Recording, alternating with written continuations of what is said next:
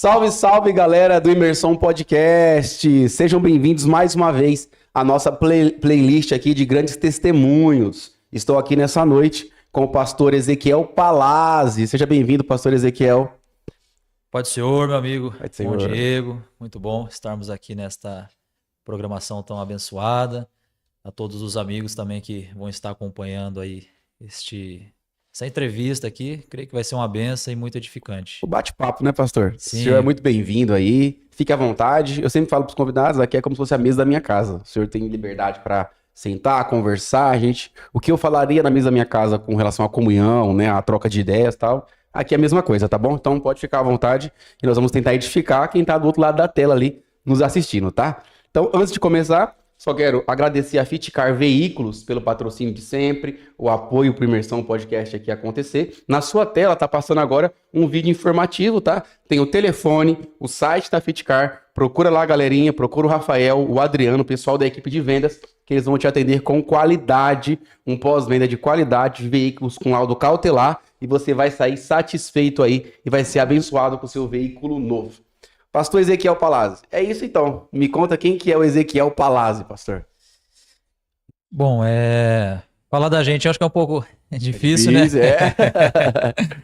Mas Ezequiel Palazzi, hoje sou casado, né, com a Dayara, pai da Helena, da Valentina,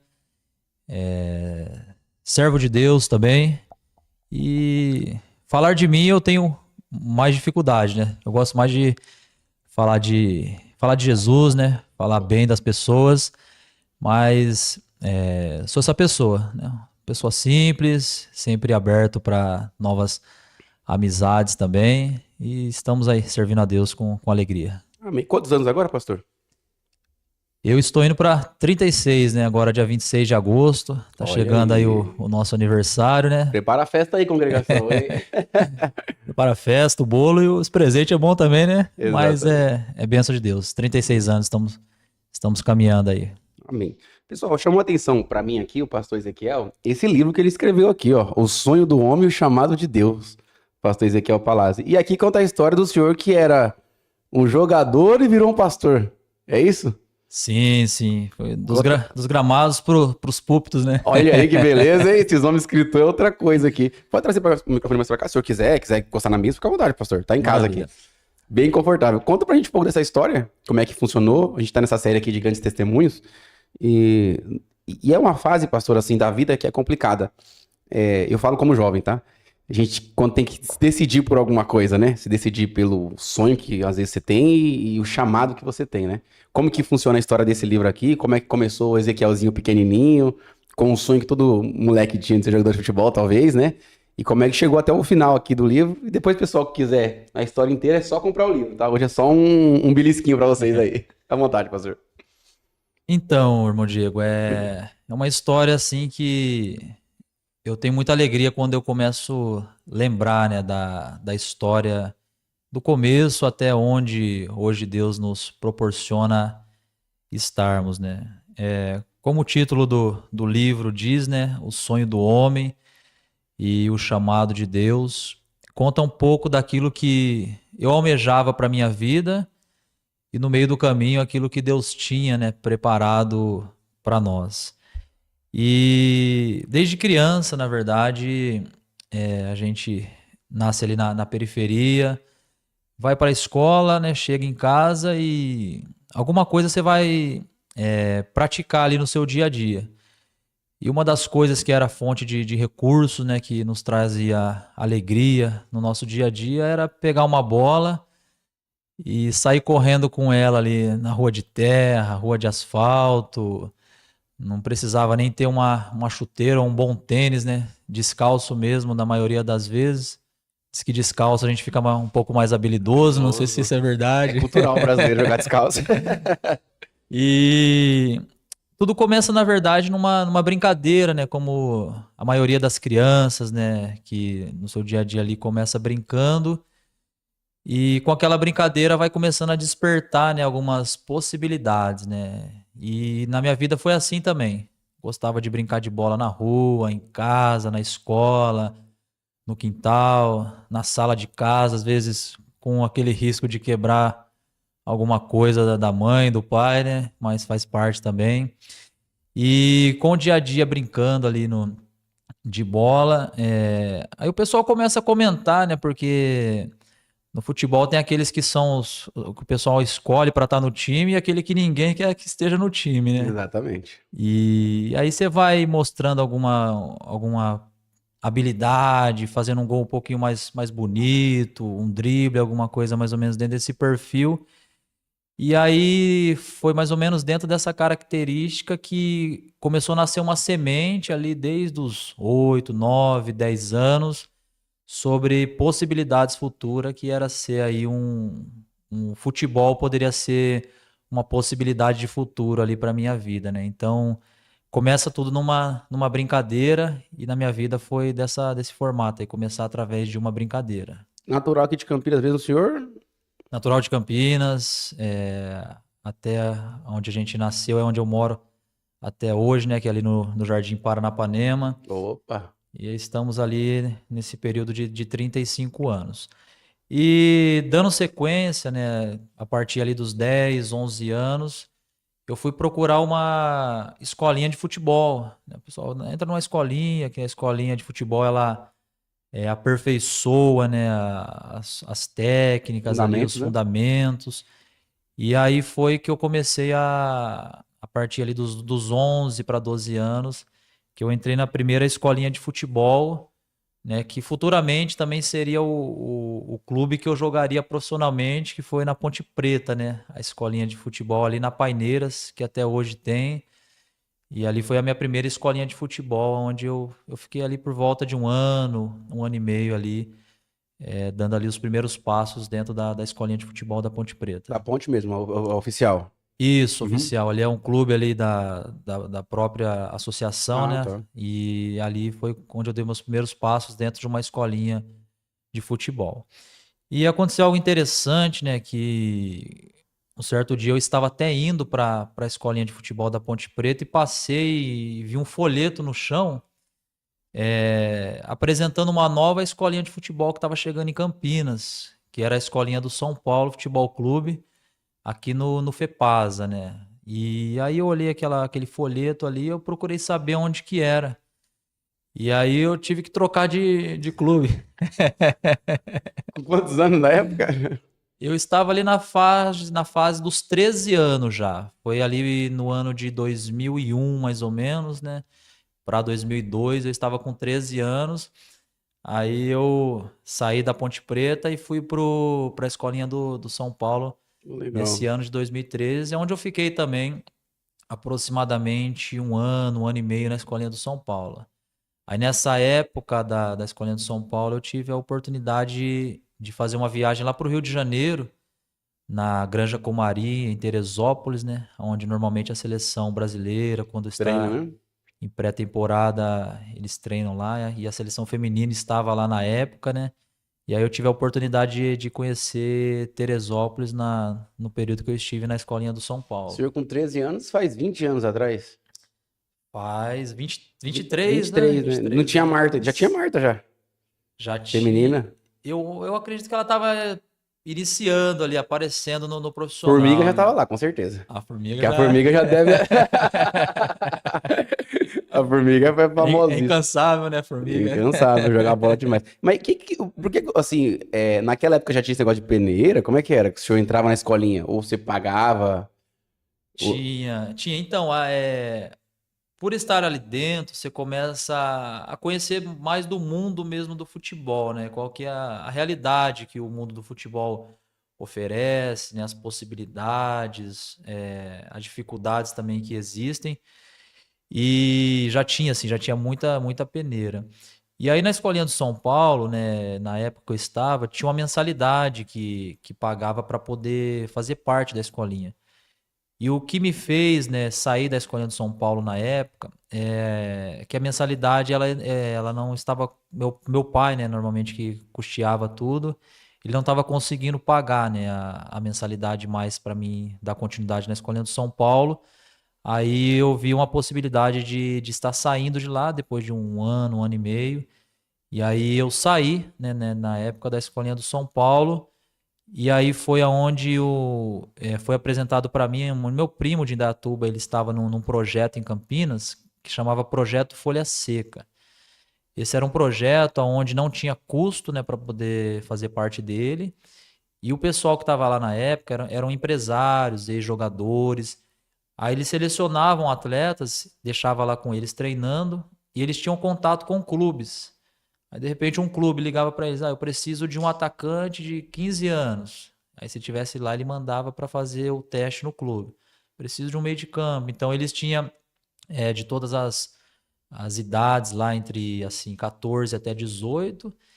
E Base quando inteira, né? precisava a base inteira, eles enviavam para poder fazer ali a peneira e ali a possibilidade de entrar ou não dentro de um clube.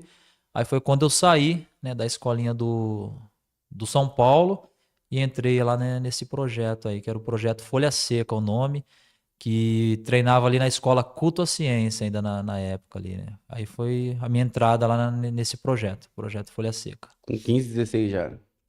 Aí nessa época eu estava com 14 anos, exatamente 14 anos. Entrei ali no comecinho do ano de 2003, com 14 anos. E aí não demorou muito para mim ser levado ao primeiro clube meu, né? De formação de base. Foi 4 meses depois, praticamente.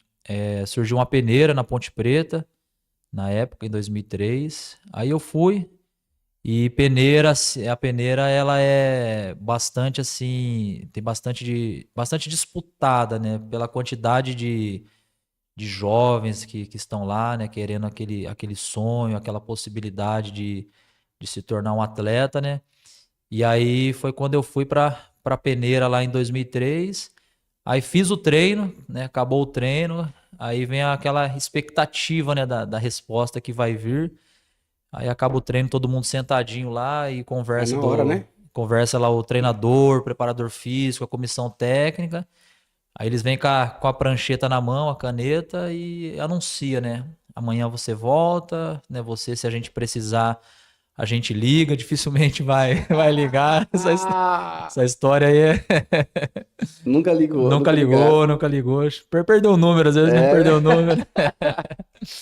E aí nessa seleção, né, dos atletas que ficariam, meu nome foi mencionado, né, para poder retornar no dia seguinte. Então, foi assim um dos dias que quando eu trago na memória assim toda a época que eu vivi quando se fala de futebol, né, momentos que me produziram alegria. E esse dia foi um daqueles dias que eu não vi a hora de chegar em casa, né, contar lá pro meu pai, principalmente, que sempre investiu aí Eles apoiavam muito. apoiava muito. E meu pai, principalmente, né? Meu pai, ele já fez muitos sacrifícios, né, para mim poder chegar lá, né, e se tornar um atleta de futebol. Meu pai, na época, para ter uma ideia, né, isso foi um pouquinho mais para frente, mas ele ganhava um salário de aproximadamente R$ 900 por mês. E aí lançaram uma chuteira da Nike, a Mercurial, que Nossa. custava R$ 600. Foi lançamento, né? E aí meu pai foi lá, ganhando 900, comprou para mim uma chuteira de 600 à vista para mim disputar a Copa São Paulo, né? Isso aí foi um pouquinho mais para frente. Então meu pai ele sempre Pela ponte. investiu pela Ponte Preta. E aí no meu primeiro dia, quando eu entrei, foi a alegria de chegar em casa. Tanto é que eu cheguei lá no estádio, né? Porque aí já era pelo próprio clube mesmo, né? A peneira já era pela oficial, né? Pelo Mas o que clube. chamava atenção no senhor pra eles chamarem você pra jogar? Tipo assim, o que que Ezequiel tinha de diferente? Porque molecada que joga bem tem um monte aí seus amigos, devia ter cara que jogava mais que você, talvez você nunca foi jogador de futebol, né? Imagino Sim. eu. Mas o que que chamou atenção no senhor pra eles te chamarem? Que você acha que. Suas características, o que que chamavam atenção? O que que você era? Minha função minha posição, né, que eu jogava era meia atacante, né? Aquele que coloca o atacante ali na cara Cara do do gol, gol. né? E aí, por ter essa facilidade, né? Fazia isso nos treinos, jogos. Eu acredito que isso foi atraindo, né, a atenção dos treinadores, Habilidoso. preparadores. Camisa Não 10, precisa né? ser, Camisa né? 10, né? Canhoto? Destro, destro. Ah, Às vezes, canhoto era o kit completo, hein, fazer? às vezes sobrava com a esquerda também, né? A gente acertava, dava Paulada. sorte. E assim, eu nunca fui forte, assim, eu nunca, tanto é que eu até tomava alguns suplementos, assim, que eram dados pelo próprio clube, né, para poder ganhar massa Massa. muscular, mas assim, o meu biotipo não deixava eu ganhar massa, ganhar corpo, né? Eu ganhei depois que eu casei, né? Acho que o segredo tava no Se tivesse casamento. casado antes, é. Mas eu tinha, assim, facilidade em velocidade, né? Explosão, chegava rápido, assim, dentro da área, próximo ao gol. Então, para a posição que eu jogava, né? Era bem adequado, assim, que foi facilitando para mim poder ganhar o espaço, assim, dentro dessa área aí do futebol, A né? gente tá falando de que ano isso, o senhor? 2003. 2003. 2003 Anos foi 2000. foi os anos 2000 ali. E aí, essa entrada minha pra Ponte Preta, né? Tava lá dentro do estádio, vestiário, já via mais de perto ali os próprios profissionais da época, né? Da Ponte Preta, pisava no gramado ali do Moisés Lucarelli. Aí sim que eu fui começar assim, caiu uma ficha de uma possibilidade maior mesmo de chegar lá, né? No profissional. Porque jogava, como eu falei lá no começo, era mais diversão, assim, aquela alegria de poder jogar uma bola. A molecada brasileira é a diversão, o passatempo seria esse. Mas quando eu entrei em 2003, que eu fui aprovado na peneira, aí foi que nasceu uma semente de uma possibilidade, ó, dá para se tornar um jogador profissional, né? Então ali começou uma semente mesmo mais real da possibilidade de chegar lá, né? Foi nesse ano de 2003 aí. Poucos jovens no Brasil têm essa sensação, né? Porque a grande maioria é mais um no meio da multidão, né? Ser chamado para um time já é diferente, né? Se a gente for fazer uma pesquisa, assim, a gente conhece muitos jogadores, assim, que jogou bola, mas se a gente falar assim, quem que chegou no profissional, normalmente é a minoria, assim, de tanta gente que a gente conheceu que jogou bola, né? Porque, assim, é muito concorrido, para chegar lá tem muitos quesitos ali que envolve, né, para você dar certo também, de jogar bem no dia certo. Conta muito também você ter alguém que te indica também, né? Um empresário bom, jogar bem no dia certo, né? Que aconteceu muito de assim ter, como o senhor comentou, né? Jogadores que jogavam muito mais do que eu, mas no dia que precisou jogar bem, Ah, acabou não desenvolvendo, né? Não saindo o que precisava sair, acabou foi ficando também por causa disso. E outros que às vezes a gente falava, isso aí não vai chegar, né? Então naquele dia ele chutou uma bola, fez um gol, deu golaço. certo e acabou caindo na graça, E né? o senhor não tinha empresário. Então, o que eu tinha eram representantes, na verdade, que me fizeram chegar na Ponte Preta, né? Eles não Ah, eram, assim, empresários mesmos, oficiais, assim, cadastrado na CBF. Eram ex-atletas, né, que ajudavam, né? Ajudavam a molecada que queria chegar no profissional. Então eu fui encaminhado através desse e esse pessoal aí que projeto você trabalhava. tinha Folha Seca, é isso? Projeto Folha Seca, Aí isso. lá você tinha base de escolinha, treinava e tal, e quando tinha uma peneira você tava lá. E te ajudou a dar uma destacada também, né? Ter S- feito base nas escolinhas e depois. Sim. O Folha Seca foi rápido na minha vida, na verdade, né? Depois eu tive um tempo de um ano e meio na escolinha da Ponte Preta, um ano e meio praticamente na escolinha do São Paulo. No Folha Seca foi cerca de 4 meses Nossa, foi para rápido. chegar na Ponte Preta. Aí na Ponte Preta eu fiz o ano de 2003 inteiro, foi onde eu completei 15 anos de idade. Aí quando chega no final do ano, eles fazem um seletivo. São tipo 30 atletas sub-15, né? Que era o sub-15 que eu fazia parte. Aí eles avaliavam assim, quem teve um bom desempenho e tem possibilidade de fazer parte do sub-17. Aí eles selecionavam desses 30 atletas, às vezes escolhia 15, 18, ou até menos, às vezes menos 10, e aí falava, ó, no próximo ano a gente quer contar com você no sub-17. Aí aconteceu isso, acabou o ano de 2003, eles fizeram o seletivo, aí meu nome estava para poder retornar no próximo ano e agora fazer parte que era do sub-17, que era a idade de 16 e 17 anos, né? Aí eu pude retornar no ano seguinte. E E aí aquela esperança de ser um atleta foi só aumentando, né? esse time é o que joga a Copa São Paulo. Sub-17 ou não? O sub-17 ainda não. Ah, Normalmente foi mudando assim, algumas regras da época que eu joguei pra cá, né? Porque a Copa São Paulo você poderia jogar até os 20 anos ah, antigamente, né? Depois mudou até os 18 seria a idade limite. Mas não impede de alguém mais novo jogar, né? Não pode mais velho, sim. mas mais novo pode jogar. Então até os 20 antigamente podia jogar. Isso, até os 20 podia jogar. Vamos lá. Então a família tava eufórica. Bota uma água, você contar. A família tava eufórica, você tava eufórico. Quando voltou e nos chegou em casa com mais um convite para voltar no outro ano, seu pai Então, já meu pai era pai de já. jogador. Meu pai virou Ponte Pretano, né? Vocês não eram, não? Eu gostava muito, assim, da Ponte Preta. Inclusive, eu já fui, assim. Eu fui em jogos da Ponte Preta, né? Na arquibancada. Antes de entrar na Ponte Preta, torcia lá, né? Pra Ponte Preta lá. Mas o seu morava perto também, né? É perto da ponte, perto do Guarani ali. Perto, mais perto do Guarani ali do que da Ponte É, Preta. dá pra ir a Então, pé, literalmente. dava pra ir a pé.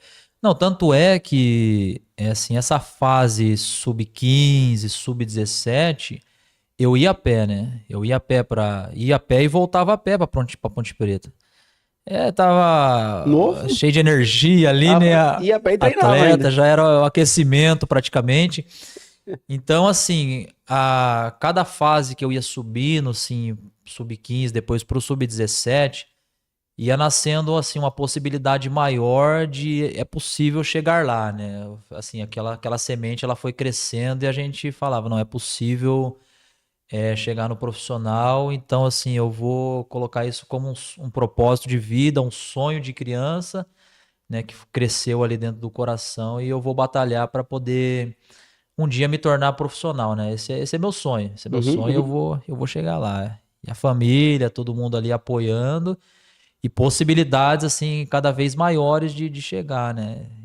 Jogava como titular na equipe sub-17, fazia bons jogos, tinha bom desempenho. E aí, somando ao meu desejo, ao desejo da família, o pessoal que estava ali próximo comentava também, alimentando o nosso sonho, dizendo: você vai chegar lá, vai dar tudo O certo, moleque joga bem. um dia você vai se tornar um profissional, né? E aí foi, 2004 e 2005 foram os 2 anos aí no Sub-17 da Ponte Preta, né? E aí termina o Sub-17, novamente aquele seletivo, né? Quem que pode e tem possibilidades aí. E assim, a peneira, assim, o funil vai ficando mais estreito, né? Conforme vai subindo. Tipo assim, do sub-15 pro sub-17 foi uma quantidade maior. Já do sub-17 pro sub-20, que era a categoria na época, já vai ficando mais reduzido a quantidade de pessoas que eles vão levar para fazer parte do sub-20, né? Sub-20 é quase um time B já. Já é quase time B. Muitos já faziam parte até do profissional, que quando não estava em competição ou sendo utilizado na equipe profissional, descia para poder disputar um campeonato paulista, uma outra competição. Então já era mais assim seletivo mesmo quem queria fazer parte aí do E o sub-20. senhor ganhava alguma coisa? Não. Até então não, ganhava assim o que Pagar pra jogar. pagar a gente pagava bastante. Nós tava girando no pregador e fala, a gente paga pra pregar ultimamente, mas é. É um investimento, né? Assim, você vai tirando do bolso mesmo para poder ver aquela possibilidade. Não, se eu quiser chegar lá, eu vou ter que tirar do bolso, comprar minha chuteira, comprar minha caneleira, algum material que for necessário para poder utilizar. A gente vê, né, várias histórias de atletas aí que houve sacrifício da mãe, o sacrifício do pai, né, de ganhar o salarinho do mês e ter que dar ali para uma passagem de ônibus, um alojamento. Então é algo assim que você mais investe no começo mesmo, mais tira do que ganha, né? Alguns poucos clubes eles têm uma ajuda de custo assim, né, para quem faz parte do sub-15, sub-17. Isso melhorou bastante também essa questão aí desses cuidados, mas até então assim a gente mais tirava do que recebia. Aquela época não era assim, então era um negócio meio que a família se esforçava mesmo pra. Porque eu vejo muito jovem hoje migrando de Campinas até para as cidades vizinhas aqui, tentando uma sorte em clubes que estão aqui na região, né? Eu vejo muito isso. E aí o pai vai lá e banca a viagem, banca, né? Às vezes não dá certo, tal, acontece, né? Alguns casos. Só que o senhor deu uma sorte gigante, que foi parar no clube grande de Campinas, maior, talvez Sim. o maior clube. Agora vai dar briga, né? Mas É, eu ia chegar nessa parte, que é o maior de Campinas é o aí, né? maior de Campinas, o maior clube de Campinas, e o senhor perde casa. Então, assim, quer queira, quer não, casou muito bem essa parte pro senhor aí. Muito, isso aí foi muito bom, né? Pra mim foi muito bom. E conversando assim, eu começo a trazer alguns acontecimentos na memória assim que a gente tinha esquecido. Tinha, por exemplo, jovens lá que um deles, por exemplo, veio do Pará. E aonde ele morava, era uma situação bem delicada mesmo, assim, que ele chegou a ficar o ano inteiro, sem conseguir falar, né, com ninguém da família dele. Até por questão de falta de recursos, sem Meu telefone. Deus. Porque hoje a gente tem bastante, por exemplo, Hoje né? tem WhatsApp, Hoje né? tem o WhatsApp, facilitou muito a nossa comunicação. Mas na época era mais difícil, né? Eu fui ter meu primeiro celular com 13 anos para 14, né? Então, jovens que arriscavam tudo mesmo para poder um dia, né, dar certo no mundo da bola. Então ele passava o ano inteiro, aí nas férias do final do ano ele voltava para casa para conseguir ver o pai, conseguir ver a mãe. Então tem bastante histórias aí nesse meio aí que às vezes não chega, né, naqueles que acompanham, né, o futebol. A Ponte é um clube formador muito bom, né? Eu vejo no interior de São Paulo. Talvez seja o melhor clube assim de formação. Daquela época saiu alguém bom, pastor? Ó, tem um dos amigos meus que nós fizemos teste no mesmo dia, inclusive, né, em 2003, na peneira, ele estava junto comigo. Ele se tornou profissional, ele jogou no Cruzeiro, jogou no Flamengo.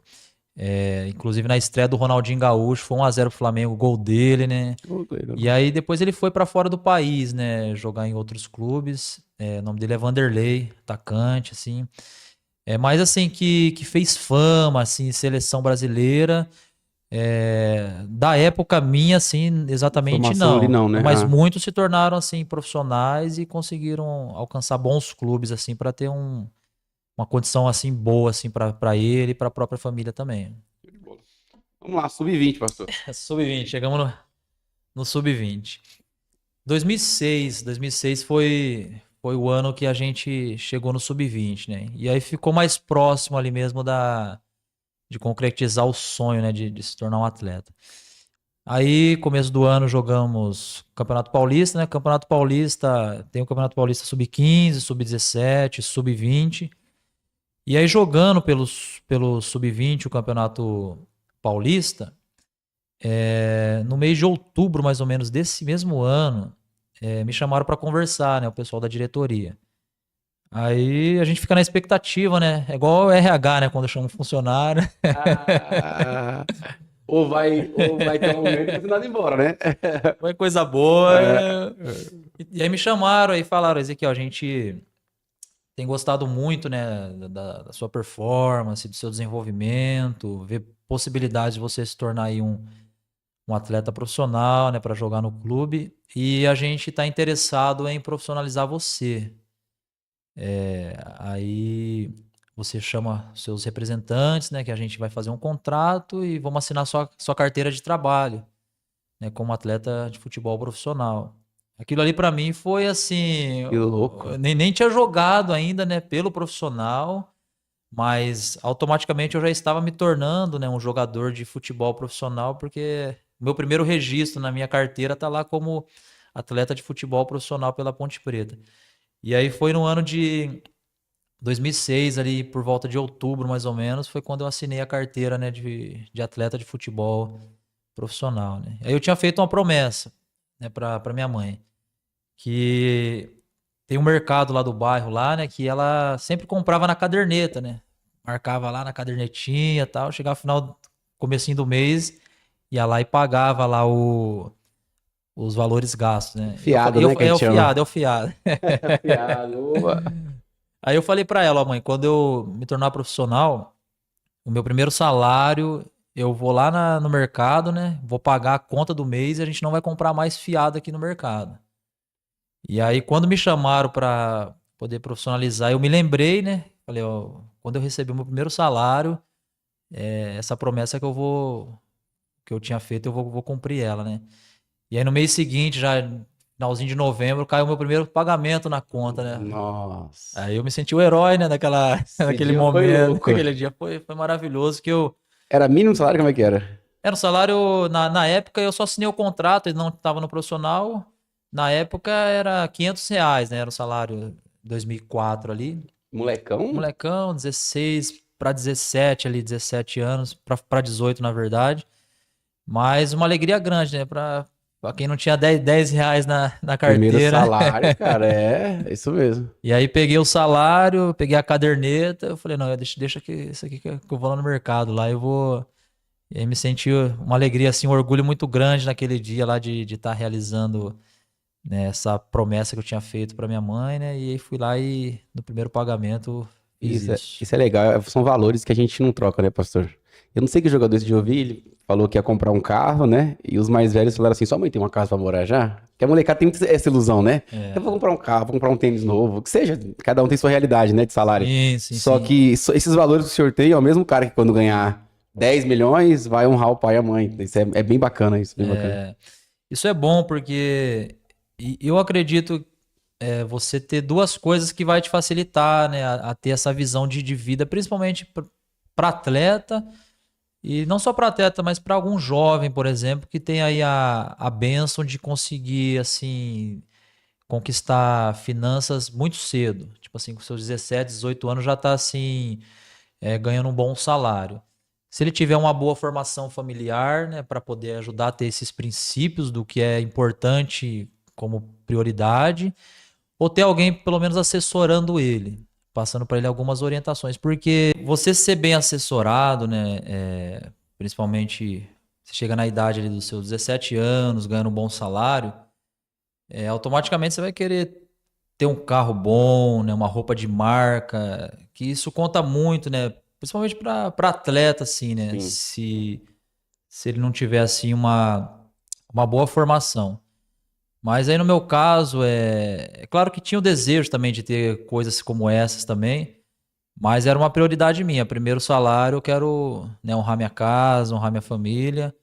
E aí foi o que aconteceu com o meu primeiro salário. Fui lá e quitei as dívidas ali da minha mãe, e do meu pai ali no mercado de casa. E para mim eu senti orgulho, né, alegria em estar retribuindo um pouquinho ali no começo, portanto, que eles fizeram por mim, né? Ainda mais por conhecer a realidade, né, dos nossos pais, né? Você sabe, né, que eles se sacrificam, né, e às vezes deixa de fazer para eles para poder fazer pra gente, né? Então isso aí marca muito a nossa vida, né? Nosso pai deixa de comer a comida do prato para poder dar pra gente comer, né? E força o caráter, o modo que você trata seus filhos, né? Meu Sim, pai, o senhor falou um negócio de sacrifício. Eu lembro um dia que eu tava indo pra escola e por acaso ele tava comigo esse dia, foi me levar. Acho que tava desempregado, não sei. E ele foi me levar até a escola. E chegando lá, eu falei pra ele: ah, hoje era a festa do sorvete. Falei pra ele na escola. Aí ele: você não falou nada que era festa, a gente dava um jeito de arrumar um dinheiro pra você comprar. Acho que era 50 centavos um sorvete na época. Eu falei: não, pai, não precisa, a gente sabe. Eu sei que tá difícil essas coisas lá em casa. Eu falei pra ele assim, sabe? Aquela coisa o sim. garoto que reparou que as coisas não estavam bem em casa, né? E ele falou: não, a gente dava um jeito, mas tudo bem. Eu falei: não, pai, fica em paz. E aí eu entrei pra escola e ele foi embora. Mas ele foi embora, acho que muito triste, né? Um pai não dá R$ 2 pro seu filho comprar um sorvete, R$ 1. E aí Sim. eu sentado na sala, eu lembro que a professora bateu assim na porta, a secretária falou assim: olha, o pai do Diego veio aqui, deixou R$ 2 pra ele comprar de sorvete, tá? Cara, eu chorei na aula. É. Eu tinha 8 anos, Marca, né? sabe? Marca muito, Marca. marca Aí demais. eu vi aquele dia como que um pai faz. E aí depois eu perguntei pra ele: pai, você me mandou, antes Sim. você arrumou? Não, eu fui lá e pedi emprestado pro dono da venda. E eu falei: me empresta esse dinheiro que eu vou deixar meu filho comprar um Sim. sorvete. Sacrifica, né? Sacrifica Sacrificou a muito. honra dele pra fazer o filho feliz. Mano, isso aí, assim, a questão do homem, né, do provedor ali. Ele foi atrás, Sim, cara. Ele me sim. viu sorrindo aquele dia com um sorvete na mão.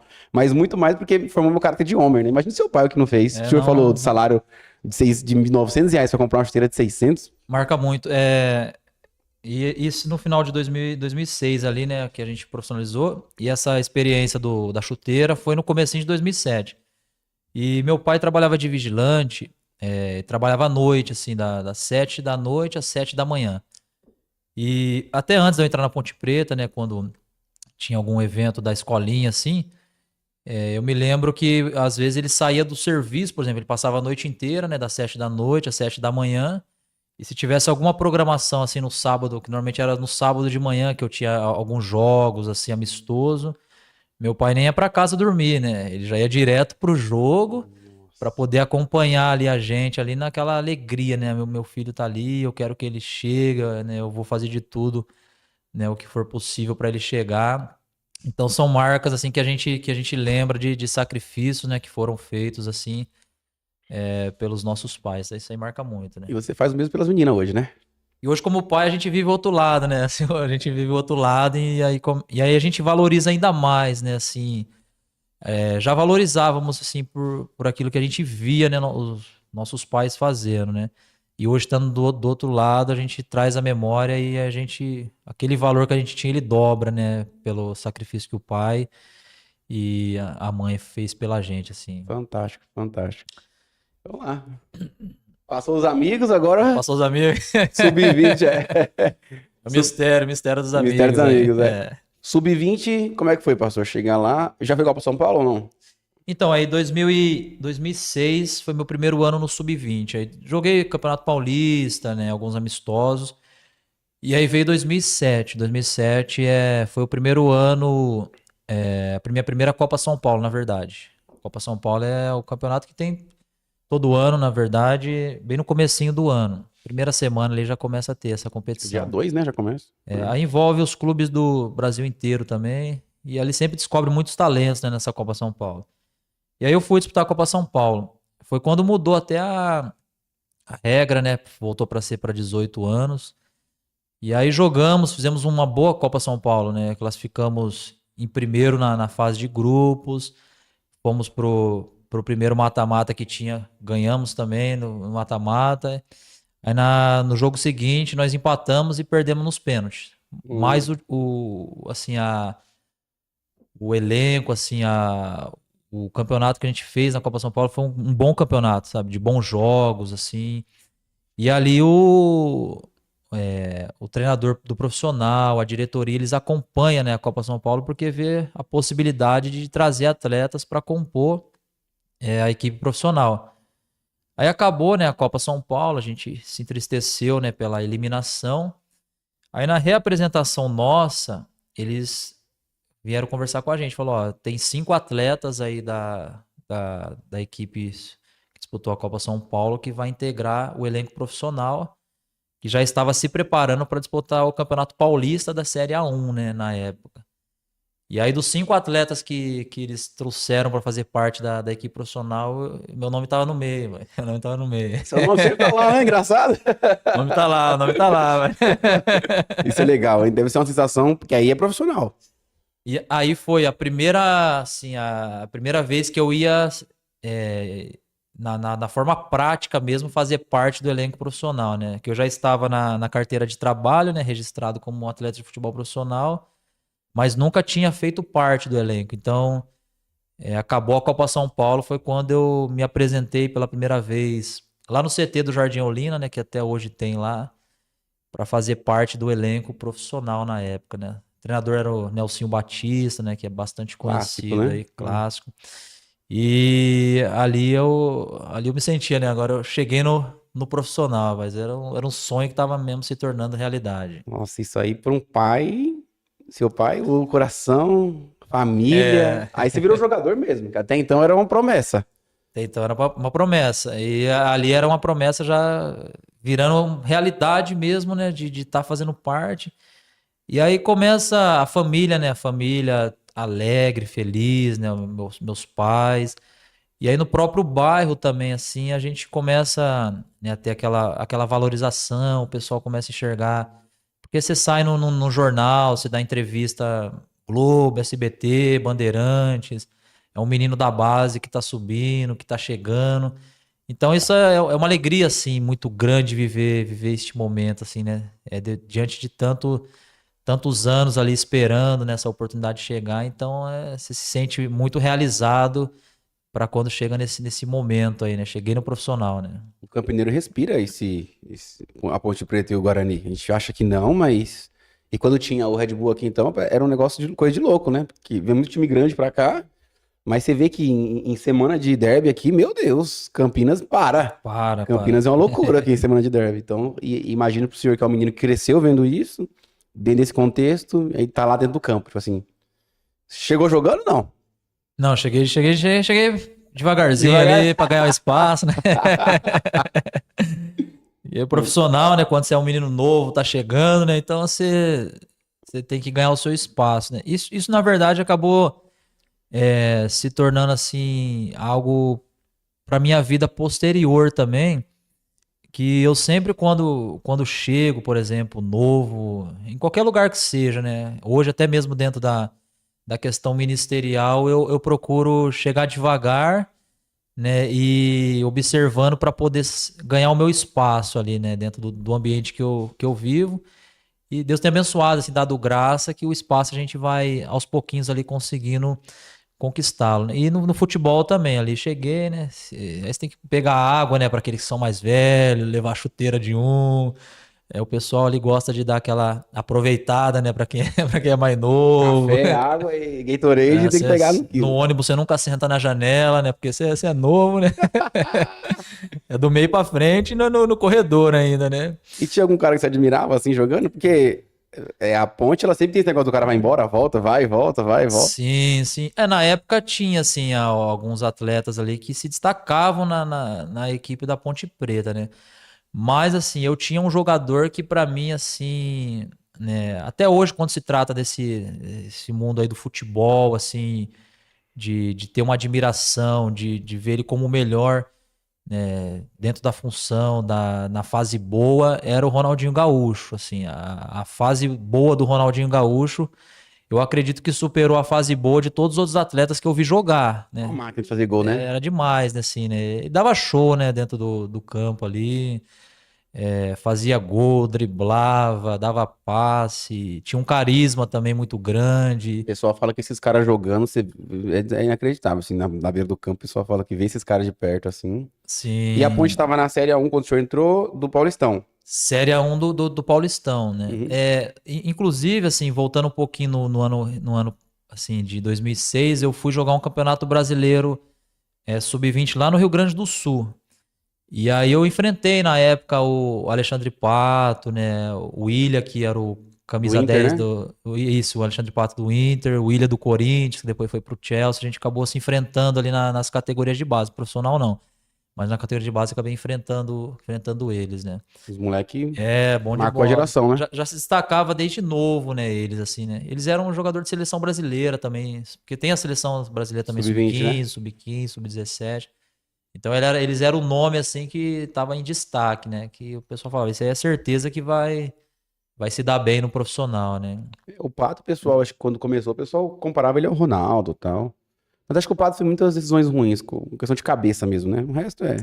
Porque futebol ele tinha muito futebol mesmo. Não, quando Mas ele chegou, assim, a gente jogou contra ele, a gente via quem que era, assim, fora do normal, assim, dentro do campo, né? E o Alexandre Pato, por exemplo, ele era um desses, né? Ele corria muito, ele chutava com as duas pernas, ele subia bem de cabeça, a finalização dele era praticamente perfeita. Então ele sim, ele chegou assim praticamente para ser um novo fenômeno, né? Mas aí acabou acontecendo muitas coisas ali no meio do caminho que foi travando ele. Mas assim, o começo dele foi espantoso, o né? pessoal fala que a força física dele é inacreditável. É. É coisa de louco, né? Só não sabe bater pênalti, né? Mas deixa quieto, isso aí os corintianos vai chorar, mas deixa quieto. Ele não sabe, depende da camisa, né, que ele tá Depende da vestindo. camisa dele, Mas eu admiro bastante o futebol dele, sou corintiano e tudo, mas a gente sabe que são fases da vida, né? Fase da vida. Todo mundo feminino errou em algum momento, né, Jefferson? Sim, sim, sim. E aí eu joguei no Campeonato Paulista, né, pela Ponte Preta, na Série A1, 2008. 2007, 2007, depois da Copa São Paulo. Aí a Ponte Preta tava na Série B do Brasileiro naquela época, né? Aí eu pude jogar também pelo Brasileiro da Série B, Copa do Brasil, né? Tive a oportunidade de jogar também pela equipe profissional. Foi os três campeonatos que eu joguei em 2007. Reserva ali. Joguei de titular alguns jogos, fui reserva a outros jogos também, mas joguei essas três competições, né? Campeonato Paulista, Copa do Brasil e Campeonato Brasileiro da Série B. E como que a Ponte foi nessa época aí? Não chegou muito longe, não chegou muito longe, né? Não correu o risco, por exemplo, na Série B de cair. Copa do Brasil foi eliminado também, acho que foi na primeira fase também da Copa do Brasil. E no Paulistão, intermediário ele também. Não... Ponte sempre naquela batalha, né, para conquistar Quando vai bem, vai muito bem, mas quando vai mais ou menos, fica ali. tão sonhado título, né? Mas assim foi esse ano de 2007. Aí 2008, né, 2008 eu estava também no elenco profissional. Aí esse ano eu joguei um pouco menos, né, o Campeonato Paulista principalmente, que foi o ano que a Ponte Preta foi vice-campeã paulista, né, em 2008. Ah, foi bem. Foi muito bem. Nesse ano estava ali na posição que eu jogava, era o Elias, Renato Cajá, o pessoal que chegou ali. Elias Moreninho? O Elias. Do Corinthians? Corinthians. Ô, louco. Você é reserva dele. Reserva dele. O cara jogava muita bola, hein? Nossa. Ele tinha vindo do Juventus na época, né? Da Rua Javari lá. E aí era ele e Renato, e aí a Ponte Preta conseguiu montar um bom elenco aquele ano, né? Tanto é que ela classificou bem, mata-mata ganhou, chegou na final, né? E Quem era o centroavante? Porque eu e a Ponte... Na época, o Vanderlei era o centroavante, ele jogava, o Vanderlei era o mano, centroavante. Aí... Renato Cajá, Elias no meio campo, Vanderlei... Aí tinha o Eduardo Arroz na lateral direita, Vicente na lateral esquerda, o Aranha tava fechando o gol na época. Nossa, lá. O time era bom, hein? O time era bom, e deu certo, entrosou, né? Aquele time que dá certo, assim, que o pessoal é amigo, o pessoal é bem entrosado e as coisas acabam dando certo. Só que chegou na final contra o Palmeiras, né? E o Palmeiras na época tava com um timaço também, né? O pessoal Ali tava na fase era... boa. Época do Valdívia, Diego Souza, Denilson, Pierre, Fica difícil. Alex Mineiro, que inclusive foi o artilheiro, né, do campeonato naquele ano lá. Aí perdeu o Kleber, Gladiador, jogava, então ele tinha Timaço, Palmeiras também. Um timaço, né? Eu vi muito jogo. Eu sou corintiano, mas eu vi muito jogo do Palmeiras. Meu tio era palmeirense, nossa. E minha casa era mais perto do Palestra do que do Pacaembu. É perto também, mas como era palmeirense meu tio, a gente ia ali, era um ônibus só, né? Minha casa pra Barra Funda ali. E eu assisti muito Palmeiras naquela época. Desde o Edmundo ali, peguei ali no comecinho ali, fui até Valdívia. Muito bom O Palmeiras teve times bons, né? Assim, quando chega, ele chega chegando. E naquele ano foi um desses anos, né? E a gente acabou sendo vice-campeão paulista. Aí depois eu voltei para a categoria de base para o sub-20, na verdade, né? Joguei pelo sub-20 alguns jogos ali. Não tive mais muita oportunidade no profissional, muda treinador, chega atleta novo também. E aí no final do ano, iria vencer o meu contrato, né? Que fiz um contrato de 2 anos, de 2006, de outubro de 2006 até o finalzinho de novembro de 2008. São 2 anos de contrato. E o salário? O salário deu uma aumentada também na época, né? De um valor, aumentou um pouquinho mais também. 2, 3 vezes, 10 vezes? Deu umas 5, 6 vezes a mais aí do que já ajuda, né? Já ajuda muito, né? A gente vai ter um alívio, né, financeiro também, consegue dar um conforto pra família. Um pouquinho mais confortável, né? Solteiro? Solteiro, na época eu comecei a namorar com hoje que é minha esposa em 2006. Legal. E eu usei uma estratégia, rapaz, que o dia que eu pedi pra namorar ela foi no dia do meu aniversário, inclusive. E nesse dia eu joguei pela Ponte Preta, pelo sub-20. E a gente foi jogar lá em Sumaré, ganhamos de 2-0, fiz 2 gols, camisa 10, né? Aí minha moral foi lá em cima, né? Que chegou Aí goleador, né? Cheguei à noite, ficou mais fácil pra pedir ali namoro, né? Que eu fui na casa dela, né? Pedi na casa dela lá pra mãe, né? Pro pai, pra namorar com ela, mas já estava namorando com ela desde 2006, né? Vocês eram da igreja, não? Não era, ainda não estávamos na igreja nessa época ainda não. Nenhum dos dois? Nenhum dos dois. E aí então a irmã... É daí? Dayara. Dayara é difícil. Não pode então vamos chegar. É difícil. A irmã Dayara achava que ia casar com jogador de futebol. Já jogador de futebol. Eu cresci porque minha mãe e meu pai, eles estão há 40 anos servindo a Deus. Então eles me ensinaram a escola bíblica dominical. Tem a importância de ensinar uma criança, né, no caminho que deve andar. E aí, quando eu fui chegando na fase dos 8, 9 anos, eu já não ia mais para a igreja, mas aqueles ensinos da escola bíblica dominical ali, até os 5, 6 anos, eles me acompanharam muito assim na minha vida, mesmo eu princípios, estando né? fora. Mesmo estando fora. Saí da igreja, mas parece que a igreja não saiu de dentro de mim, assim. Ficava aqueles ensinos básicos, assim, né? De que precisa ter Jesus como Senhor, Salvador, que um dia ele vai voltar. Então eu me lembrava disso a todo instante, né? A todo momento, O né? senhor nunca foi da bagunça, então, no futebol? Não, Ou nunca nunca fui, foi? nunca Ah, fui. o jogador de futebol tem essa. Como é que a gente pode chamar? Esse fama, né? Essa fama de ser Tem, bagunceiro, churrascada, balada. O senhor nunca foi dessa? tem bastante. Não, nunca fui assim. Ah, A gente conheceu, né? Alguns amigos que gostavam muito mesmo, que era quase todo final de semana, saía, bagunçava, pegava o dinheiro e gastava mesmo. Eu fui sempre nesse perfil um pouco mais tranquilo, mesmo não estando na igreja, assim, nunca me envolvi assim com a questão de exagerar, né, de bagunças exageradas, assim, mas estava longe da igreja nessa época, assim, mas tinha aprendido lá atrás, lá na minha base, lá, né, na escola bíblica bom, dominical, né. muito bom. E aí acabou o contrato, né? 2008 acabou o contrato, não renovaram o meu contrato, né? Na época, 2008, né? Eu estava com 20 anos exatamente nessa época. Aí passei novembro e o comecinho de dezembro, novembro parado. Aí um dos treinadores que foi meu treinador na categoria de base da Ponte Preta estava lá em Alagoas, no Corinthians Alagoano. Boa. Aí ele me ligou, falou: Ezequiel, a gente vai começar um campeonato alagoano aqui em janeiro. É, Você não gostaria de vir pra cá, né? Aí ele falou: ó, aqui é um clube bom, que se fizer um bom campeonato você pode ir pra fora do país, né? É um clube formador pra isso.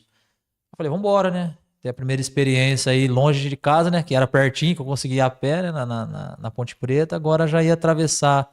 Eu nunca saiu de Campinas, né? Nunca saí de Campinas. Foram 5 anos no total, entre categoria de base e profissional, né? De 2003 a 2008 ali na mesma casa ali, né? Na Ponte Preta ali, né? Muito Então já, bom. já conhecia de olho fechado ali tudo ali. Aham. Aí fui pra Alagoas.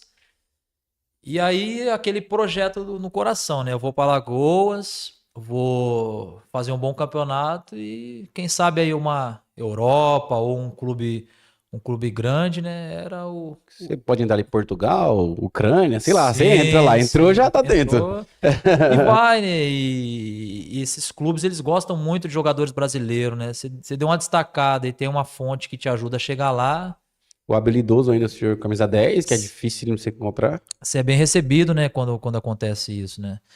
E a expectativa minha era essa: eu vou pra lá, vou fazer um bom campeonato, vou pra fora do país, ou um clube grande e ganhar dinheiro, que era o que batia mais forte também ali no coração, né? Comprar uma casa boa, um carro bom e era alguma das prioridades que tinha também, né? Dentro dessa época aí. Até então, seu salário não dava pra. É só sobreviver. Sobreviver. Ah, Que o futebol, ele tem, assim, dois extremos, né? Ele tem os que ganham muito, né? Mas tem aqueles que ganha pouco e precisa até de uma outra renda para poder, assim, conseguir ter uma sobrevivência um pouquinho mais confortável, né? Os que ganham muito mesmo, né? Mas aí tem clubes aí em alguns lugares que paga bem pouco, né? E quando paga, né? Alguns às vezes não conseguem nem dar conta de pagar o salário dos atletas, né? e Então aí é você vê muitos. complicado. Em Alagoas tinha muito disso, por exemplo, né? Tinha atletas lá que eles não tinham outro campeonato, eles disputavam só o campeonato alagoano, que é uma duração de 4 meses a 5 no máximo. Aí o restante dos outros 7 meses, se ele não tiver um outro clube, não der sorte de sair dali para um outro lugar, ele tem que voltar para uma outra profissão, né? Uma segunda opção para poder ter uma condição financeira Sério? ali. Nossa, então é meio que um. É, É difícil. é difícil, É é difícil. difícil. Mas qual a diferença de você sair da Ponte Preta, que é um clube, vamos lá, é um segundo escalão paulista, né? Tipo assim, tirando os Sim. 4 grandes, começa aí, já começa a contar. Na época Ponte Preta, Guarani, aí você começa a contar. E para um clube alagoano, foi muita diferença de estrutura, como é que era ou não? Se bem que de estrutura ainda que nem o Corinthians, para onde eu fui, né, em Alagoas, ele tinha uma boa estrutura para a gente poder morar, se alimentar. Mas a Ponte Preta ainda tinha uma estrutura melhor, né? E indo para esses lugares, você vai pro tudo ou nada, né? Porque a Ponte Preta, queira ou não, você tá na base ali, né? Você tá no processo de crescimento, eles vão investir em você, mas você chega nesses lugares, você sabe que às vezes pode ser só a última oportunidade, e isso acontece com muitos atletas, muitos mesmo. Tem atletas que vão passar por lá, vai fazer um campeonato e nunca mais vai conseguir entrar em clube nenhum. Vai se tornar um profissional aí em outra área e vai sobreviver disso, né? É É difícil. difícil, é difícil.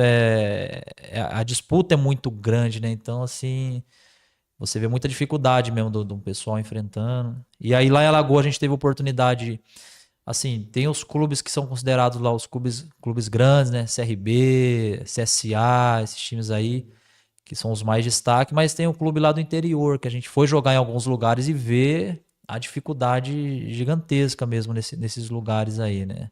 Tenso mesmo. Tem. Questão de estrutura, finanças, então são lugares que têm uma dificuldade muito extrema. Quando eles veem uma oportunidade, a maioria acaba fazendo isso, né? Surge uma oportunidade, eles vão embora, né? Isso acontece muito com Natural. atletas aí, que às vezes pode ser a única, né, oportunidade, principalmente profissional na vida deles, né?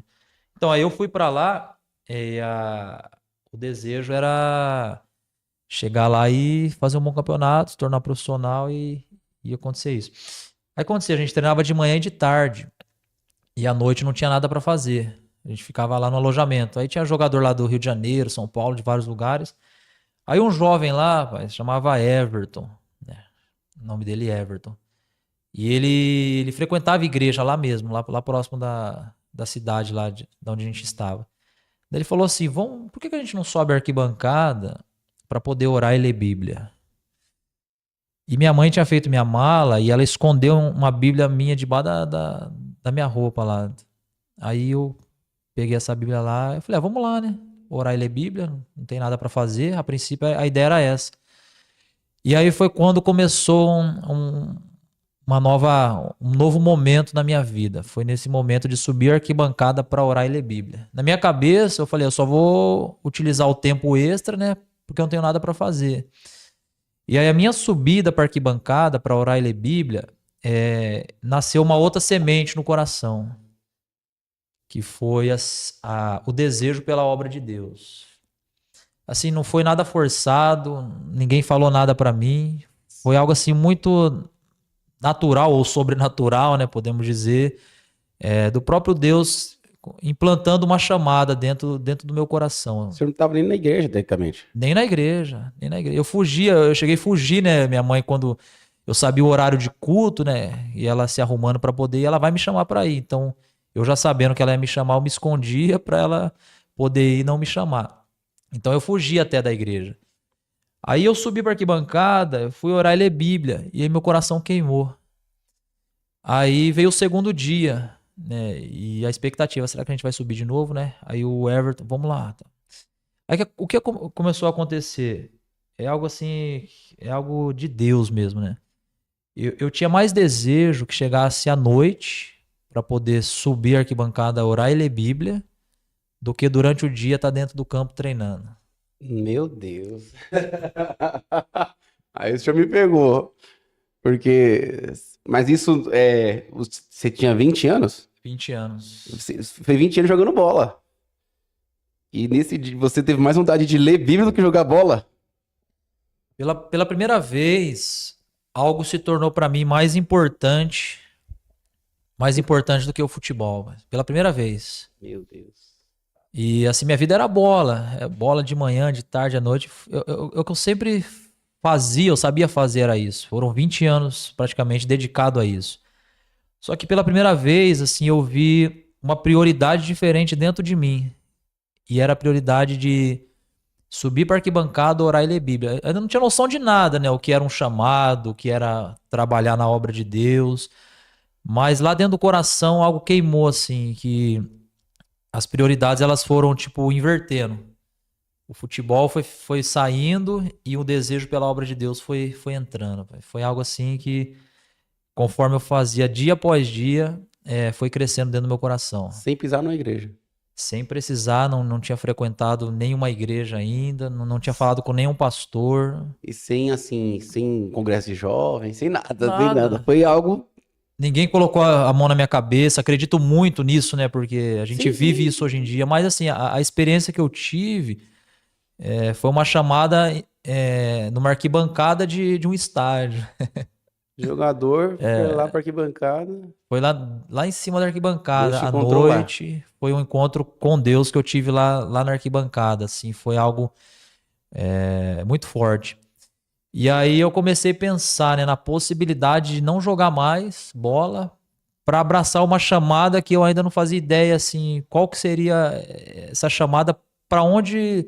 É igual a chamada de Abraão, né? Tipo, sai da tua terra, da tua parentela, para uma terra que eu vou te mostrar ainda. A certeza da convicção, assim, da chamada dentro do coração batendo. O senhor sabia que era o certo a fazer, Só não sabia mas como não que ia sabia o que ser. era. É, só não sabia o que era. É muito complexo isso. Muito complexo.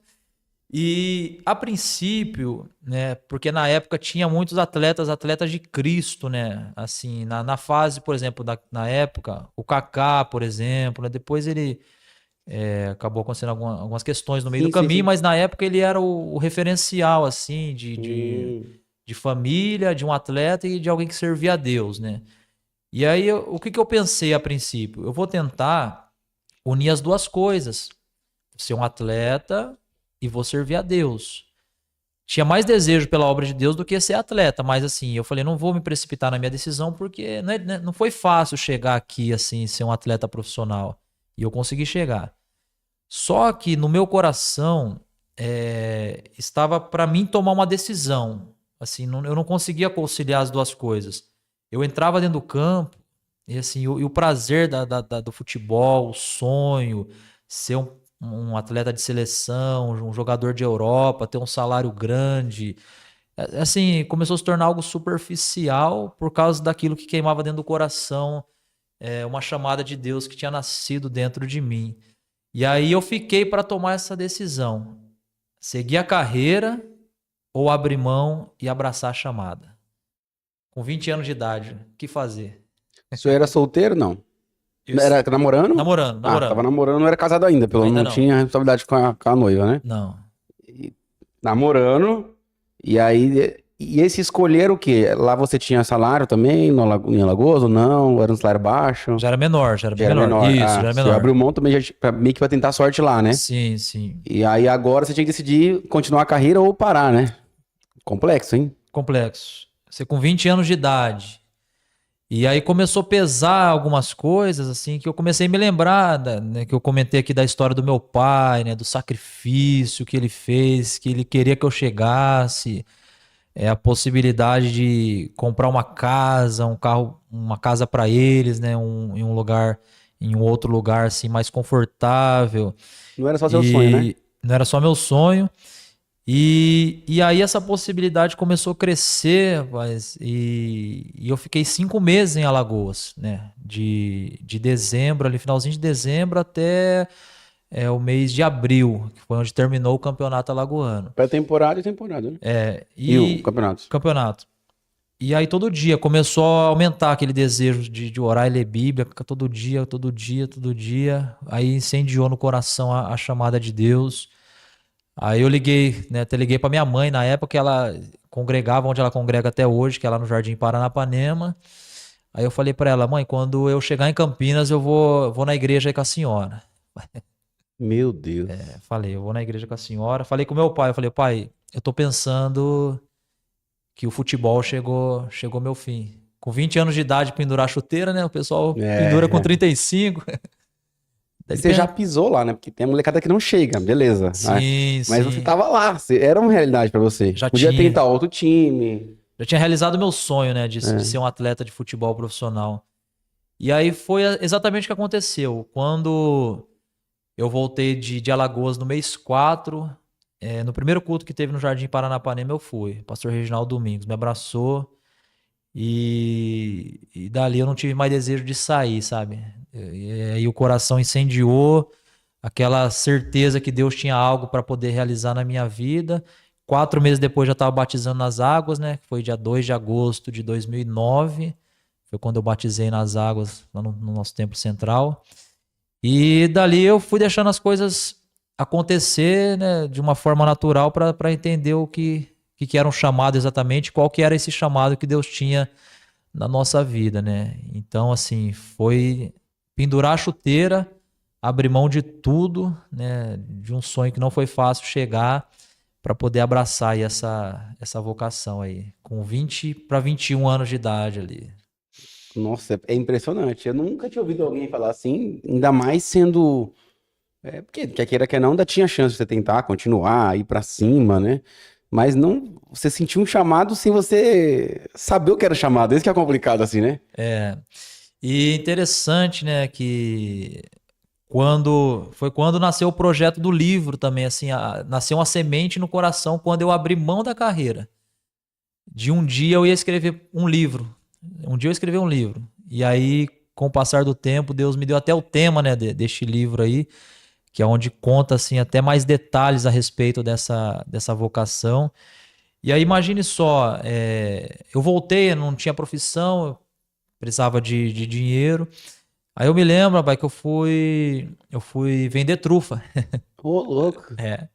Peguei uma bolsinha térmica, comprei trufas, né, para poder sair pelas ruas vendendo. E assim, para um jovem de 20 anos que até dias atrás estava andando de avião, ficando em bons hotéis, aparecendo na televisão, jornal, dando entrevista, né, aquela possibilidade de chegar em clubes grandes, agora pegando a bolsinha de trufa para poder ir vender, bater nas portas das casas e lá no centro da cidade. E o pessoal falava pra mim, não, Ezequiel, volta pro futebol, dá pra você jogar futebol até os seus 35 anos, depois você vai servir a Deus, né? Você vai abrir mão assim, de possibilidades financeiras gigantescas para acordar de manhã cedo, ganhar um salário mínimo, dois no máximo. Mas assim, a chamada é algo tão forte dentro da gente, né, no coração, que essas coisas elas são vistas como superficiais, assim. É difícil explicar É isso, né? difícil, é difícil.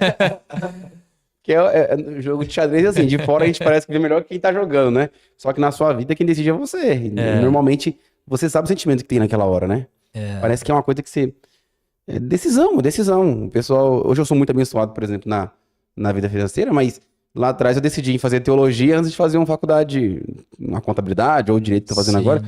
Mas foi uma decisão e nem explicava pra ninguém. Não consigo explicar isso pra ninguém. Porque eu fiz isso. Sabe por Muito que você fez pessoal, isso? né? Muito É muito pessoal, né? pessoal, Muito é pessoal. muito pessoal. Eu tive um chamado, Deus mandou eu fazer e tá ótimo. Mas o senhor me impressiona muito, porque assim, você não foi aquele jovem criado, assim, você foi criado pelos pais crentes, né? Sim. Só que você não tava naquela rotina de igreja, você era um jogador, então, e tem um chamado lá na arquibancada. E pros seus pais, como é que foi quando você falou isso? Não quero mais. Minha mãe foi mais fácil de entender, meu pai foi um pouco mais difícil, A mãe né? tava orando. Minha mãe tava orando. Ê, tia, qual é o nome dela? Fátima, irmã Ei, Fátima. irmão Fábio, Deus responde oração, hein, mamãe? Meu pai, ele resistiu muito, assim, né? Assim, você vê até os olhos lacrimejando, assim, por causa da decisão que ia tomar, né, na época. Bateu aquela tristeza, assim, muito grande no coração dele. Depois de alguns anos, ele chegou pra mim e fala, né? "Senhor, você tomou uma decisão certa, né? Tô feliz pela sua decisão." Mas no começo foi mais resistente, né? E o interessante, né, que hoje minha esposa, ela sempre apoiou, assim, A decisão, a decisão. Achou estranho no começo, né? Porque ela te ama mesmo, viu, cara? muito. E ela achou estranho, mas falou: vou te apoiar. Se você vai escolher isso, é isso que a gente vai fazer e eu tô com você, né? Então, assim, ela esteve do meu lado, assim, desde a da primeira decisão que eu tomei de abrir mão da carreira para poder abraçar. Aí eu fui para a igreja em 2009, passou no máximo um ano, mais ou menos, ela veio também para a igreja e aí batizou, né? E daí fomos construindo aí uma história juntos ali, né? Mas a maioria das pessoas, assim, elas não aprovavam essa decisão que eu estava tomando, né? Era uma loucura, assim, tomar uma decisão como Olha, essa. gente, eu vou falar pra vocês, se tem uma história que exemplifica queimar as carroças, é essa aqui, ó. Deixar o despedir dos pais e queimar as carroças, exatamente essa. Deixar pra trás o sonho, a profissão, você lutou por aquilo 7, 8 anos direto de sua vida ali num estádio de futebol, num clube, e deixar de lado pra você seguir um chamado, é muito complexo. É muito complexo. E assim, hoje se passaram 15 anos, né, dessa decisão que eu tomei. E assim, e nenhum dia sequer, por exemplo, desses 15 anos, eu me arrependi da decisão. Porque eu estava abrindo mão de um futuro, né, profissional, né? Com a idade que eu estava, 20 para 21 anos. E nesses 15 anos eu nunca, assim, me arrependi. Falei, não, deveria ter jogado pelo menos um pouquinho mais para depois abraçar, né, o projeto que Deus tem na minha vida. Assim, nunca bateu arrependimento. Teve desafios, né? Desafios porque você abre mão da carreira e de repente você vê um amigo seu, né? Amigo seu foi lá e conseguiu comprar uma bela de uma casa, um belo de um carro, e aí você Passou de BMW, ralando ali, batalhando. É. E aí vem aquele assopro, né? Você poderia ter lá, tá lá, você tinha mais condição, tá até mais longe que ele. Mas aí a chamada queimava mais forte no coração, sabe? Então Deus tem um projeto. Que hora o senhor viu que não dava pra conciliar? Porque Quando eu entrava em campo. Não dá pra conciliar? Quando eu entrava em campo, assim, o coração não estava mais ali dentro do campo para a carreira. Assim, ficava algo como se queimando dentro do coração, assim, para se envolver por completo na obra. Meu Deus, é incrível isso. É algo assim que para quem vivia ali dentro, né, assim, o meu coração ele amava estar dentro de um campo jogando bola. Mas quando começou a acontecer essa mudança na minha vida, eu já não tinha mais coração para estar ali dentro.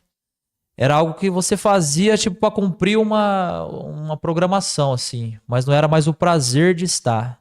Meu Deus. Aí foi onde eu comecei a entender assim a voz de Deus e a direção de Deus para aquilo que Deus tinha para minha vida. Isso não é pra mim, você falou isso aí, não é pra você, tipo. Não é. Exatamente. Ali eu já entendi não que a minha carreira tinha finalizado ali com 21 anos de idade e dali para frente seria uma nova história, né? O que vai acontecer, eu acho que o chamado é mais fácil você viver do que explicar, né? Principalmente nesses casos, assim, por exemplo, muito específico. É mais fácil você vivendo ele do que você conseguir explicar mesmo para poder ser até compreensível para quem tá ouvindo, né? Agora, assim, uma dupla de caminhar, depois a gente faz uma parte 2 aqui, não tem problema. Quando o senhor sentiu qual era o seu chamado? Quando o senhor descobriu o seu chamado? Porque você tinha um chamado, até beleza, uma convocação de Deus, atendeu essa convocação, mas quando descobriu sua vocação, né? O lugar que você devia estar, né? Porque qual que era a vontade de Deus para sua vida, pastor? Então, o primeiro desejo é estar na igreja, né? Que era assim, estar nos trabalhos, estar envolvidos, estar na oração, estar nos cultos, né? Foi uma coisa que eu sempre gostei desde o começo de estar presente em tudo. E ter um acompanhamento pastoral, eu acredito que facilita muito para a gente ser direcionado também naquilo que Deus tem para as nossas vidas. Porque o pastor, normalmente, ele vai ter uma visão um pouco mais distante do que a nossa que estamos ali chegando, né? Às vezes como membros. Você enxerga 100 metros, o pastor já enxerga 2, 3 quilômetros. E a princípio, né, o pastor Reginaldo foi meu primeiro pastor. Ele, desde o começo, até mesmo antes de eu ser um líder, assim, trabalhando na frente da liderança, ele olhava para mim e falava, você vai ser pastor. E aquilo caía com uma paz no meu coração, sabe? De um dia estar cuidando de pessoas, de um dia estar trabalhando na frente da igreja. Tanto é que depois que eu comecei a sair algumas vezes para ministrar, eu saía, assim, eu tinha alegria também em cumprir alguns compromissos, mas sempre quando eu tinha oportunidade, eu estava conversando com a minha esposa. Eu falei, ó, é gostoso cumprir essas agendas, mas no meu coração bate aquele sentimento que um dia a gente vai estar na frente de igreja, cuidando de pessoas. E ela sentia a mesma coisa, falou, é verdade, essa é a nossa chamada, essa é a nossa vocação. Então sempre aquele sentimento, né, de um dia estar trabalhando, cuidando de pessoas, estando na frente de trabalhos, né. Aí começa como líder pra isso. Começa como líder de jovens, né, você cuidando ali dos jovens, né, então você vai tendo seus primeiros desafios ali na frente da mocidade. É desafio, grande desafio. É desafio. Jovem é uma benção, né? Jovem é É uma uma benção. benção. Um abraço aí, setor de Florença. Coisa boa. É coisa boa. Você perde umas horas de sono, né? Mas faz Perde, parte, né? perde. Aparece muita coisa, o jovem, mas ele te prepara muito bem. Quando você pega cargos de juventude e adolescentes, eles te preparam para a vida, para o ministério muito bem, né, pastor? Prepara. Acho que a maioria dos pastores, né, dirigentes que estão, né, tendo a oportunidade hoje de pastorear, eu acredito que passaram pela fase de ser líder de jovens, né? Trabalharam com jovens ou com Precisa, adolescentes, né? né? Que te dá uma bagagem muito grande. Então, é sempre aquela certeza, né, de um dia estar na frente de igreja. A gente não sabe quando exatamente que vai surgir essa oportunidade, quando que vai ser, mas aquela convicção, né, de um dia a gente vai estar na frente de algum trabalho, cuidando de pessoas ali, né, na frente de uma igreja.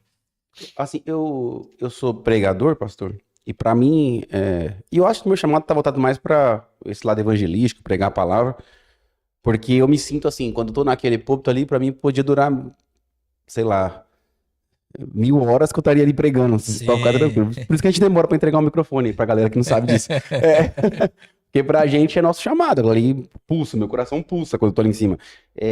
Parece que é Deus falando pra mim, eu te criei pra isso. Tipo assim, você foi programado pra isso, entendeu? Você vai fazer isso muito bem feito, entendeu? É igual você colocar uma Ferrari numa pista de corrida Sim, e sim. acelerar no máximo, você É, fala. Ela foi criada pra andar rápido. sim. Mas, e o senhor sente isso quando tá pastoreando? Eu amo, né? Tá naquele ambiente ali, na frente da igreja. E uma coisa que eu costumo falar, né? Às vezes vem essa lembrança, que o bom é você viver no centro da vontade de Deus, sabe? Fantástico. E você estando no centro da vontade de Deus, você tem muita paz para aquilo que você tá fazendo. E como eu comentei, eu saía para pregar, eu gostava muito, mas eu entendia que o centro da vontade de Deus para nós, assim, em breve, ou, né, em breve, assim, dentro da nossa perspectiva, poderia ser 5, 10, 15 anos, seria estar ali, né, cuidando de uma igreja. Então, assim, tá no centro da vontade de Deus é o melhor lugar que a gente pode estar, né? Então, quando a gente está ali exercendo aquela função, né, eu ainda tô novo, né, nessa função pastoral, que é a primeira igreja que nós assumimos foi no dia 17/7, lá na congregação do Bosque das Palmeiras. Então, De que ano? de 2021. Ah, faz tempo, vai fazer É 4 anos. 3 anos, 3 anos. três anos e alguns É. dias aí, né? Então, assim, ainda a gente tá começando ainda dentro dessa função Pô, mas 3 anos pastoral. é ano, hein? Posso falar pra você, no pastorado? Já tem Ixi. alguns aprendizados aí, algumas experiências, né, que a gente vai aprendendo. Mas, assim, desde da primeira igreja que a gente assumiu lá, a gente sentiu muita paz no coração, né, para aceitar o convite e assumir esse trabalho. Então, estar no centro da vontade de Deus é o melhor lugar que a gente pode estar, né? E estar ali é uma coisa que a gente ama, se alegra em poder exercer, né? Minha admiração à irmã Dayana, Dayara. Dayara, a irmã Dayara, porque ela começou namorando um jogador de futebol e acabou com o pastor. É complexo, pastor, é E nisso complexo. nós estamos há 18 anos juntos, né? Olha, 18 anos. De 2006, né? Quando a gente começou o namoro, em 2012 a gente casou, né? Então, 12 anos casados aí. E gente, dificilmente é caso, é muito complexo, porque ela te conheceu fora da igreja, depois você era um jogador, abandonou, virou pastor, ela tava com você, virou cristã, ela virou cristã também, e hoje você é um pastor e ela é sua companheira, um sim, ministério talvez mais difícil de qualquer carreira de atleta, ou porque isso requer muito sacrifício, deixar de lado muitas vezes o momento que vocês têm junto, o tempo com a família, pra estar ali cuidando de outras pessoas, né? E sim. pra mim o trabalho mais, como eu posso dizer, mais admirável que eu conheço é o pastorado. Pastorado Pastorado. E você casar também, principalmente, né? Isso a gente aconselha, né? Jovens. E principalmente quando existe um chamado de Deus, né? Você casar certo te ajuda muito, porque principalmente o pastor, no caso também, é a família dele que entra no chamado, né? Ele não entra sozinho, porque se fosse no caso para mim estar sozinho hoje, eu não conseguiria estar exercendo o ministério da maneira que Deus tem, né, abençoado, né, os trabalhos que têm sido realizados. mas a esposa, ela é 50%, alguns dizem 60% ali do ministério. E eu louvo a Deus também pela vida da minha esposa, porque ela também abraçou o chamado, né? Então a gente estamos trabalhando juntos aí dentro dessa vocação pastoral, né? Então, e as filhas estão vindo aí, já estão acostumando também o que essa Então, vida embalo, né? pastoral abraçou juntos aí. E aí estamos trabalhando para Jesus, né? Tem sido uma benção, né? Uma benção mesmo. Eu tenho admirado essa leva de pastores novos. Tem o senhor, o Glauco tá no Paranapanema agora também. Sim, Esses pastores aí dos 30 e pouquinho. Até tem menino mais novo agora, né? A gente tem no ministério, eu admiro demais. Eu tô com 31 agora, mas eu não penso muito, não. Os pastores têm que conversar, eu já dou aquela fugida, porque eu sinto que o meu chamado é mais evangelístico mesmo do que pastoral mesmo. sim, E é um desafio enorme, um desafio enorme. Eu, entre aspas, morro de medo, porque eu sei que eu admiro muito quem faz isso, né? Mas tem que ser muito homem, assim, tem que estar muito pronto para fazer isso, pastor. Porque que ministério, que chamado. Nossa, eu digo, eu admiro muito. Dos ministérios da igreja, quando eu olho assim, um pastor de igreja, meu Deus, é fantástico isso. É fantástico isso. Todas as funções assim na obra de Deus, elas são de muita importância, mas eu vejo que a chamada pastoral, né, o peso que existe sobre essa chamada, eu acredito que eu não enxergo outro peso maior, né? Difícil. Não um peso de um lado ruim, mas assim pela responsabilidade que é como essa função, né, pastoral, porque você cuida de algo que não é seu, né? Você cuida da igreja, você cuida da noiva de Cristo. Então, assim, ela te exige muito, né? É a honra, né, que é carregado com a responsabilidade ali de estar na frente de uma igreja, né? Seja ela de 50 membros ou seja ela de 500 membros, ela tem a mesma importância, A porque mesma importância. tá a noiva de Jesus ali, né? E como é o senhor, assim, sentiu os desafios da questão profissional depois deixou o futebol? Porque o futebol era uma faculdade, teoricamente. Você Sim, ficou 20 anos da sua vida para se tornar um jogador. E aí você troca a profissão, né? Porque você tem que trocar do dia pra noite. Isso aí não tem sim. preparação pra trocar a profissão, né? Como é que o senhor lidou com isso e depois que vendeu as trufas, como é que foi? Aí começou a se encaminhar para outras áreas. Sim, e assim, hoje, né, com a idade de 36 anos, que assim, eu tenho me despertado mais para um aprimoramento mesmo profissional, para poder aí ter uma formação que vai me ajudar assim a continuar exercendo a minha chamada, né, a chamada pastoral, e também estar exercendo aí uma profissão que dá para conciliar as duas coisas. Eu converso, né, que alguma das coisas que talvez possa ser que eu tenha falhado, mas assim, por um lado bom, foi querer estar só envolvido, por exemplo, dentro da obra de Deus, né, que não é algo ruim, mas eu assim, eu não me atentei para poder me preocupar em ter uma formação também profissional ali que em outra área que eu conseguiria exercer ela para poder trabalhar para Jesus e trabalhar dentro de uma outra profissão. Hoje eu tenho me preocupado mais com essa questão, né? Não jamais pensando, né, em retroceder dentro da vocação, mas uma profissão que vai me facilitar, né, Pode continuar. conciliar também. Conciliar também, né? Conciliar É também. importante essa, mas a gente tem para isso, pastor. Cada um tem seu tempo, eu senti isso já. Sim, A gente vai vir depois dos 30 igual o senhor vai se preparar para alguma coisa, tem gente que vai começar mais cedo, mas eu sinto que tem um tempo para tudo, né? E Deus sim. nunca desampara ninguém. Isso aí eu reparei já. Muita gente abençoada. E você pode parar para ver. Tem muito jogador de futebol que depois que largou a carreira, definhou, né? Então hoje o senhor, Sim. apesar de não ter continuado essa carreira, é um homem hoje com a família estruturada, uma esposa do seu lado, né? Que não vai te largar por Sim. causa de dinheiro, porque ela Sim. escolheu estar com você no ministério hoje, duas filhas abençoadas. Isso não tem preço, isso aí o dinheiro não compra. É, Isso aí, né? Longe de uma depressão, longe de uma. Tudo isso que assim, não é só o dinheiro, né? Isso aí tem não muito mais é. coisa por trás, É. muito mais coisa por trás. Riqueza, né, que a gente tem, né? Ter Deus na vida, né? E ter uma família é uma das maiores riquezas que um homem pode desfrutar, né? E graças a Deus a gente tá tendo esse privilégio de desfrutar disso, né? Ter Uma Deus e ter benção. uma família ali com a gente ali. A gente se torna completo, né? Se torna completo. Chegar em casa agora, ter o abraço Ah, das crianças, né? Isso é muito bom, isso é muito é bom. maravilhoso, né? Maravilhoso, né? Eu sempre quis ter uma filha menina porque eu achava mais carinhosa, né? E quando a Eloá me abraça, me beija agora, nossa, o coração não aguenta, viu? São muito apegadas, né? As As meninas meninas são muito com os apegadas. pais ali. Ela abraça, papai, como você é fofinho, e te Sim. amo, me beija. E isso é muito, porque assim, isso o dinheiro não paga. Não Isso aí, paga. aproveitar nesses momentos. Daqui a pouco elas vão crescendo, muda bastante, mas assim, é aproveitar. Isso é uma riqueza que Deus nos proporciona, né? É alguém pelo qual você daria a vida mesmo, filho. Esses Depende. momentos com a família, né? E inclusive falando de família, por exemplo, né, a gente tentou, né, ter filhos por 2 anos, quase 3, né? E dificuldades até dentro dessa área da fizemos exames, né? Minha esposa com a dificuldade de poder gerar filhos.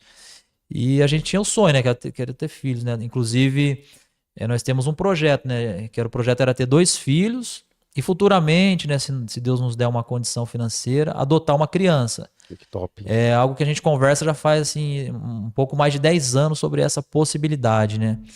Então, mas aí tinha dificuldade de ter a primeira, né? Não estava tentando, não estava conseguindo e tal. E olha só como que aconteceu na nossa vida o nascimento da nossa primeira filha. Eu estava ministrando uma aula da Escola Bíblica Dominical. E a Escola Dominical falava sobre milagres. E aí eu ministrando a aula, fui para a finalização dela e Deus me deu inspiração para no final orar pela igreja. Falar, Deus, nesta manhã aqui, né, Deus está liberando milagres para a vida de pessoas aqui. Foi algo que Deus me inspirou na IBD, né? Chega a arrepia. Na IBD também tem milagres. Tem batido o Espírito Santo na IBD. E aí ministrei, orei, foi gostoso, encerramos aquele momento lá, né? E todo mês minha esposa fazia o teste de gravidez, porque ela sempre o deseja, ela sempre se deu muito bem com criança, né? Ela tem essa vocação de estar próximo das crianças. Ela chega na igreja, as crianças querem estar perto dela, gosta de estar junto com ela. Ela tem esse imã, né, para criança. Mas aí não conseguia ter a nossa filha. Aí todo mês vai lá, teste de gravidez negativo. Teste de gravidez negativo. Aí um dos dias saímos da Escola Bíblica Dominical também. Aí passamos na farmácia, comprou o teste de gravidez. Aí ela foi fazer o teste de gravidez e ela me chamou. Eu estava na sala, só que o tom de voz dela foi diferente dos demais que ela sempre me chamou. Arrepiou tudo. Ela falou, vem aqui. Era que ela mostrou pra mim e tal, positivo. Na hora que ela mostrou o teste de gravidez, Deus falou no meu coração. Lembra da escola dominical? Meu Deus. Você ministrou milagres para as pessoas e uma das pessoas que foi alvo do milagre foi a sua família.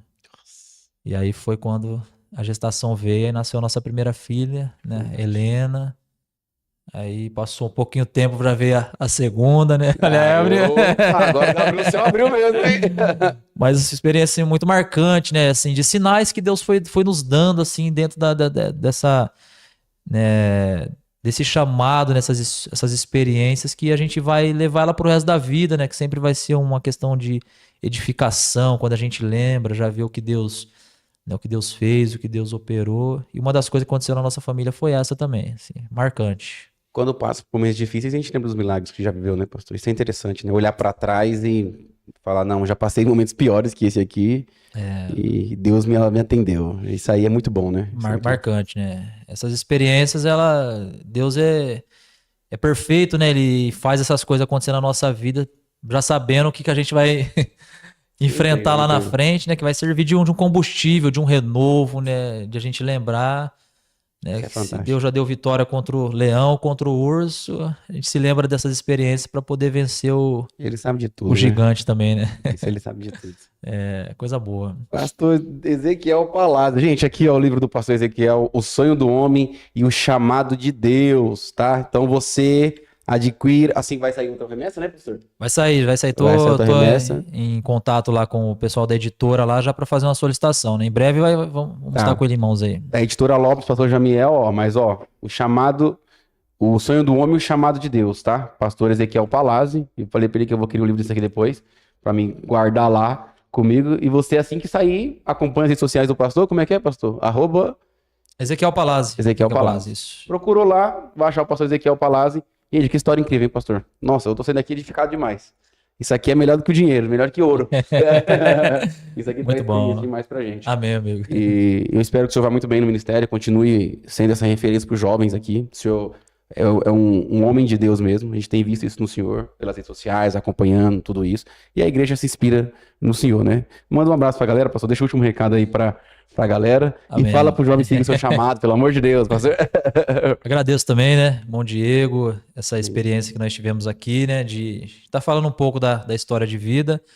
E quero desejar que a bênção de Deus também esteja sobre a sua vida, que vai ter acesso, né, a esta programação que tivemos. E você que tem um chamado de Deus, né, uma vocação sobre a sua vida, abrace, né, o chamado de Deus, porque certamente Deus tem grandes coisas para poder realizar na sua vida, né? E o melhor lugar para poder estar é no centro da vontade de Deus. Amém. Muito obrigado, pastor Ezequiel. Pessoal, até o próximo. Pega a sua xícara aí, pastor. Só levanta ela para lá, para a câmera. Até o próximo imersão aí, ó. Imersão, a superfície não é o bastante. Um abraço. Tchau, tchau. Deus Até a abençoe. próxima. Nossa, pastor, que história top.